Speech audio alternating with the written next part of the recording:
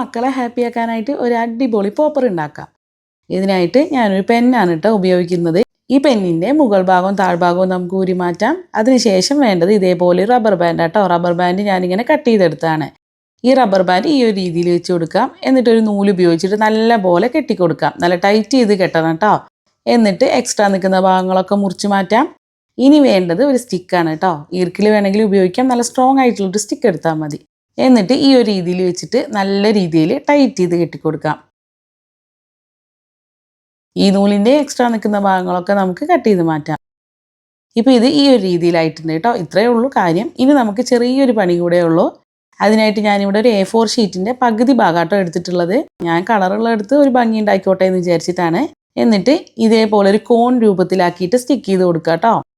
ഇനി ഇതിൻ്റെ മുകൾ ഭാഗം കട്ട് ചെയ്തിട്ട് നമുക്കൊരു കോൺ ഷേപ്പിലാക്കി എടുക്കാം. ഇനി ഇതിൻ്റെ താഴ്ഭാഗത്ത് ഈ സ്റ്റിക്ക് കയറുന്ന രീതിയിലുള്ള ഒരു ഹോൾ ഉണ്ടാക്കി കൊടുക്കാം.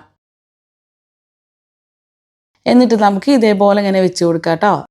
എന്നിട്ട് ഞാനിവിടെ ഇത് സ്റ്റിക്ക് ചെയ്യാനായിട്ട് ഒരു പേപ്പർ ടേപ്പാട്ടോ എടുത്തിട്ടുള്ളത്. ക്ലിയർ ടേപ്പ് ഇല്ലാത്തത് കൊണ്ടാണ് പേപ്പർ ടേപ്പ് എടുത്തത്.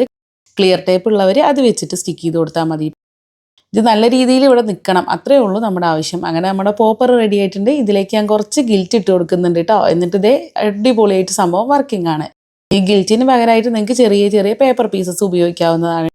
ഇതിൻ്റെ വർക്കിംഗ് കറക്റ്റാക്കി മനസ്സിലാക്കി നമ്മൾ ചെയ്യുകയാണെന്നുണ്ടെങ്കിൽ അടിപൊളിയായിട്ട് പെട്ടെന്ന് ഉണ്ടാക്കിയെടുക്കാം. അപ്പം ഞാനിവിടെ 2 എണ്ണം ഉണ്ടാക്കിയെടുത്തിട്ടുണ്ട്. ഇത് രണ്ടും അടിപൊളിയായിട്ട് വർക്ക് ചെയ്യുന്നുണ്ട്. നമ്മുടെ മക്കളെ എപ്പോഴും സന്തോഷമായിട്ട് കൊണ്ടു നടക്കുക എന്നുള്ളത് നമ്മുടെ ഒരു ഉത്തരവാദിത്തമാണല്ലോ. അപ്പം അതിൻ്റെ ഭാഗമായിട്ട് ഇതേപോലെ കുഞ്ഞു കുഞ്ഞു ക്രാഫ്റ്റുകളൊക്കെ ചെയ്തു കൊടുക്കുന്നത് എപ്പോഴും നല്ലതായിരിക്കും.